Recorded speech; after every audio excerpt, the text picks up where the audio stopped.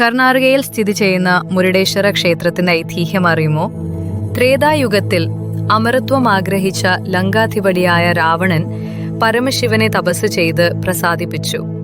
ശിവനിൽ നിന്ന് അനശ്വരത നൽകുന്ന ആത്മലിംഗം വരമായി ലഭിച്ചു. എന്നാൽ ഇത് ലങ്കയിലെത്തിക്കും വരെ ഒരിടത്തും നിലത്തുവെക്കാൻ പാടില്ല എന്നൊരു നിബന്ധനയുണ്ടായിരുന്നു. ഈ വിവരം അറിഞ്ഞ നാരദൻ മഹാവിഷ്ണുവിനോടും ഗണപതിയോടും സഹായം തേടി. ഗണപതി ഒരു ഉപായം കണ്ടെത്തി.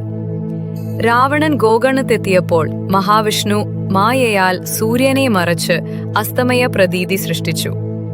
പൂജകളിൽ നിഷ്ഠയുള്ള രാവണൻ ആത്മലിംഗം നിലത്തുവെക്കാതെ പിടിക്കാനായി ഒരു ബ്രാഹ്മണ ബാലന്റെ രൂപത്തിലെത്തിയ ഗണപതിയെ ഏൽപ്പിച്ചു.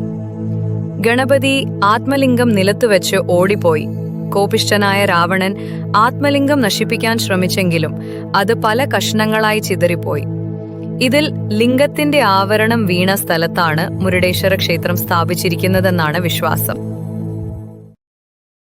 Download ShareChat.